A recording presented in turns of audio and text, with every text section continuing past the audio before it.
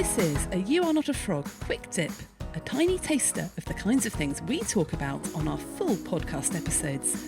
I've chosen today's topic to give you a helpful boost in the time it takes to have a cup of tea, so you can return to whatever else you're up to, feeling energised and inspired.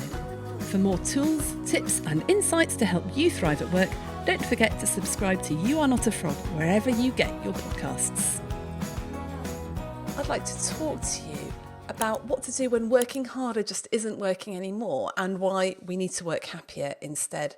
I don't know about you guys, but I had to work really, really hard for my A-level. I went straight to medical school when everyone else was managing to sleep in till midday. All the medics, we were getting up and going to lectures 9 till 5. I went straight from university into my house jobs and straight from those jobs into SHO rotations where I was doing on-calls, weeks of nights. This will sound very familiar to many, many people. And then when I started my GP training, of course, having to see patients, do on-calls, as well as studying for my exams, moved straight on from that job into a salaried job. So all my life, I've worked hard. And the only times I've taken a break, I think, were my maternity leaves. I tell you this not to tell you about how amazing I am for working like I did. In fact, I don't think it's amazing at all. I really regret not taking some more time off. But to tell you that the pattern throughout my life has been to work really, really hard. And I wonder what the pattern has been throughout your life. Now, just as I thought life couldn't get any busier or harder, I had kids, which of course brings with it such a lot of joy, but such a lot of hard work. This thing is ingrained into us, this work ethic. And many doctors and many other professionals in healthcare and other high stress jobs feel that they have to work hard. We feel that it is the only way to be successful in life. And by and large, it's sort of worked up until now. The problem is this, that I don't think that working hard is working for us anymore. All my life, I've thought that to be successful, you just have to work harder. But there's a problem with this, because at some point, you reach a point where you actually can't work any harder. Either you run out of energy and you run out of resources, or you literally run out of hours in the day. So working harder is failing us.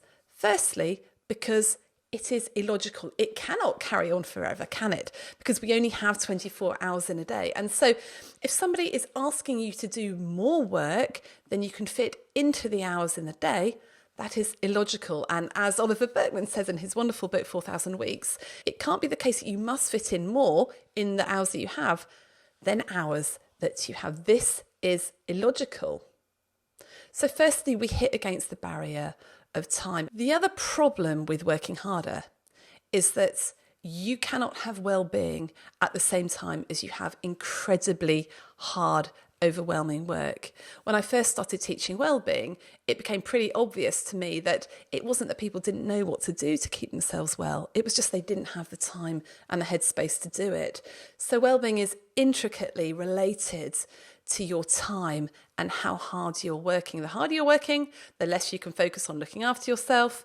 The less you focus on looking after yourself, the harder work becomes. So it's this vicious circle. And often when we work really, really hard, what we do is we give up the things that we need to do to become re-energized, like connecting with friends or doing some exercise or eating well or sleeping. So consequently, our performance goes down. And speaking of performance, we know that the higher the pressure is that's on us, the worse our performance is. Initially, as the pressure increases and as the stress increases, our performance increases. But unfortunately, it's a bell-shaped curve. So you'll reach the top of the curve and you'll be at your peak performance. But the higher the stress, the higher the pressure, the harder you're expected to work, the worse your performance is. We know that once you've been focusing and concentrating for about 10 hours a day, you're completely done. Your attention is gone. You can't actually focus anymore, you might as well go home. And I'm sure loads of you have been in the position where you've been struggling with stuff. It just takes you ages, whereas you'd probably be able to nail it within the first 10 minutes if you did it when you were fresh, when you first got to work. So working harder isn't working for us because A, it's illogical, because at some point you run out of time and space to do it, and you cannot work any harder even though you think you can. Secondly, it just shafts your well-being. It's very, very difficult to look after yourself properly when you don't have any time. And thirdly, your performance will suffer if you work harder. And many of us over the years have subscribed to the equation that the harder you work, the more productive you'll be and the more successful you will be. But this is bad for us. It's counterproductive and it does not lead to a happy, healthy workforce. Now, the problem is that this idea is so deeply, deeply ingrained in us that we start to feel guilty when we can't work any harder, even if it's through no fault of our own. I was speaking to somebody recently and she was telling me that she's been a GP all her life and she became ill and she felt so guilty and ashamed when she became ill. And how often have we felt unwell and had to cancel something and felt absolutely awful? A few years ago, we'd just moved house and I'd spent 2 or 3 weeks staying up really, really late, sorting out the house. It was late November. There were all sorts of nasty bugs around and I got a really bad cold. But I didn't stop, I just carried on. And this cold turned into a chest infection and very soon I ended up in A&E with pretty low SATs, needing some antibiotics, feeling absolutely dreadful. And I remember being discharged, I got home, I was crawling up the stairs because I was too breathless to walk, saying to my husband, oh my goodness, I'm not sure I'm going to be able to present that course on Wednesday. And he looked at me like I was completely mad. He said, what are you even thinking of? The fact that you think you're going to be able to go and run a day-long training on resilience. I did realise this was a bit daft at the time. I emailed the client who was incredibly gracious about it and said to me, well, of course we can cancel it. Of course we can. So I had to cancel it. But all that day, I felt incredibly guilty. I felt I'd let people down.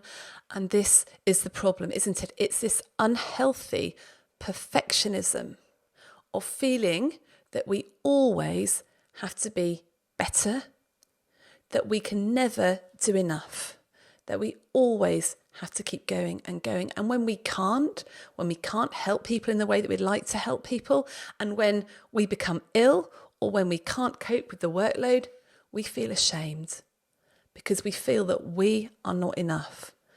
We have breached our own values of always being strong, of always helping people. And if you think about it, this mindset is totally illogical because we all know that there is unlimited demand in healthcare. We all know that people will always want more and more and more, yet we still feel guilty when we feel that we can't do enough. And I think this can very, very quickly tip over into shame that we are not enough, that I am a bad doctor, that I am lazy and that I'm just being selfish. And then what happens is that we feel dreadful about taking a day off, even if it's the weekend. We feel we should be getting on with those emails, clearing our to-do list, and we feel like we can't ever switch off. And some of us find that we can't remember what we used to do to relax, and we don't really know what we ever enjoyed doing in the first place. And I know what this is like. I've been there. This is a deeply, deeply ingrained thing in us. And it only gets worse. The older you get, the more responsibilities you get, the more out of work stuff you have to do. For example, supporting parents, supporting children, supporting partners.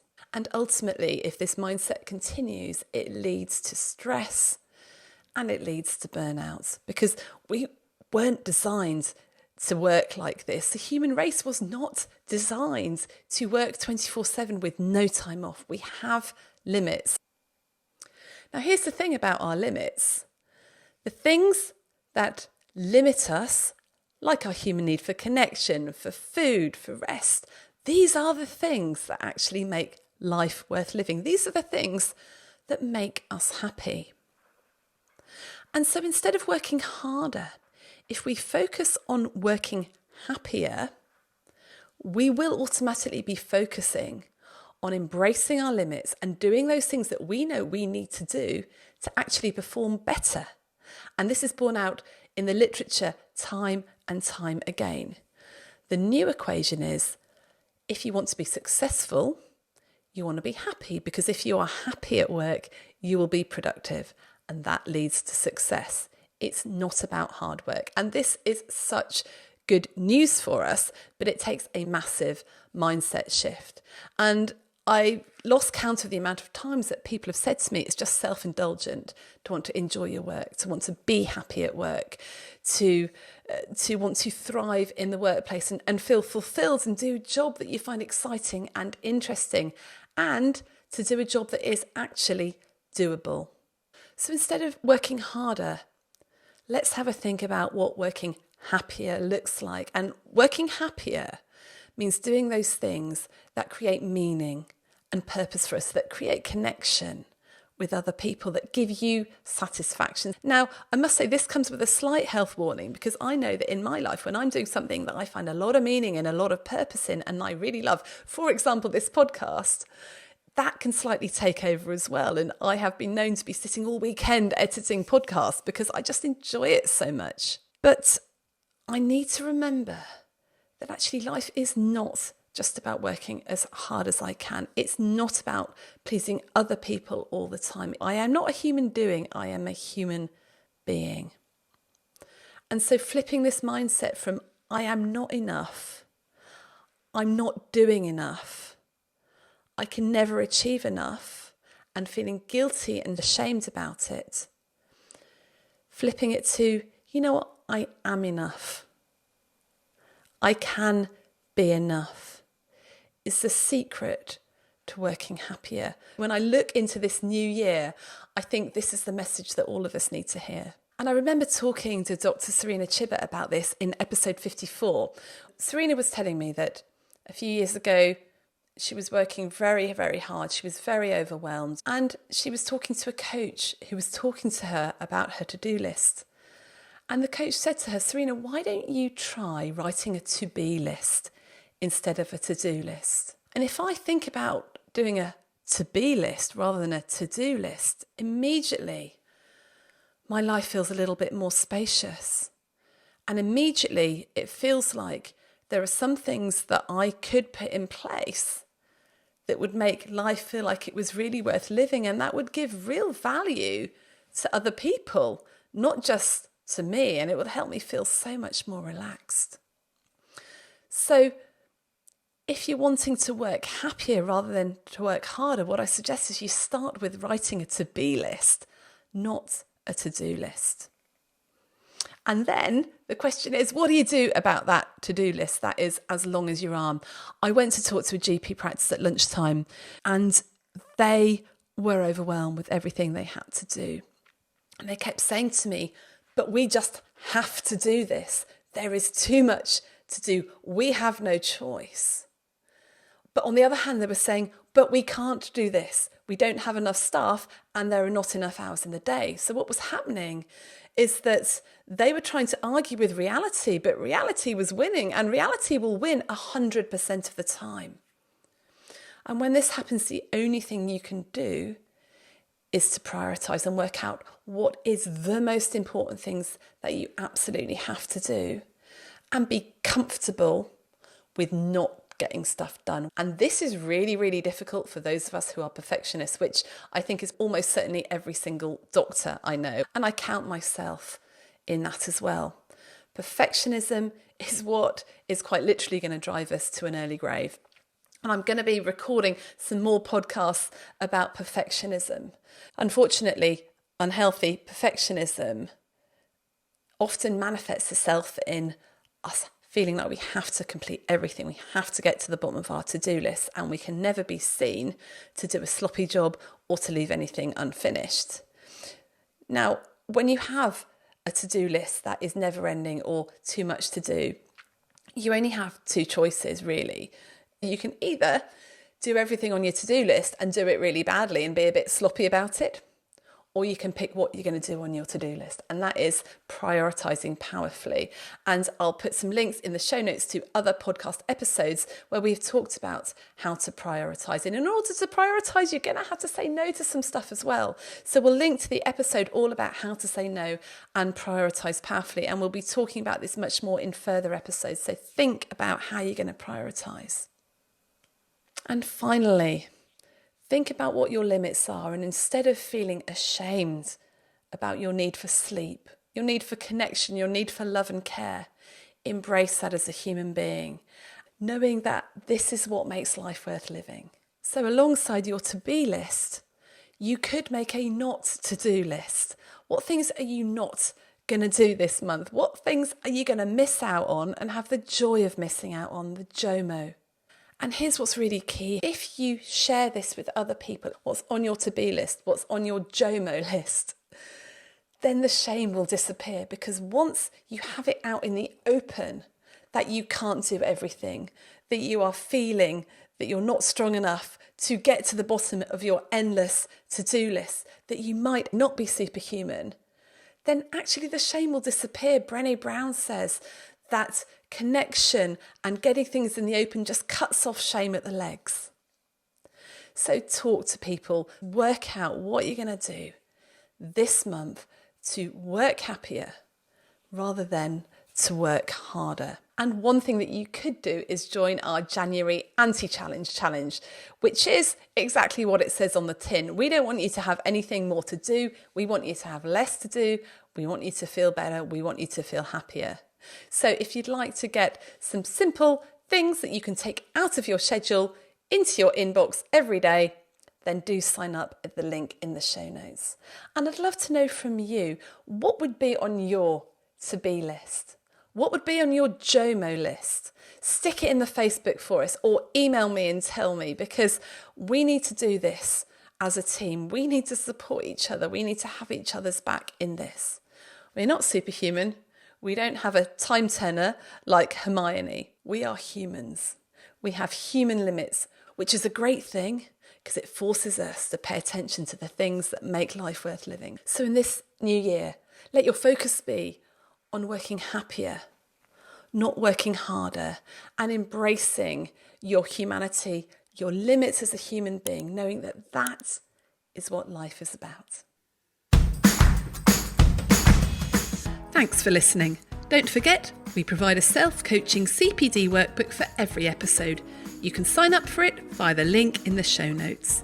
And if this episode was helpful, then please share it with a friend. Get in touch with any comments or suggestions at hello@youarenotafrog.com. I love to hear from you. And finally, if you're enjoying the podcast, please rate it and leave a review wherever you're listening. It really helps. Bye for now.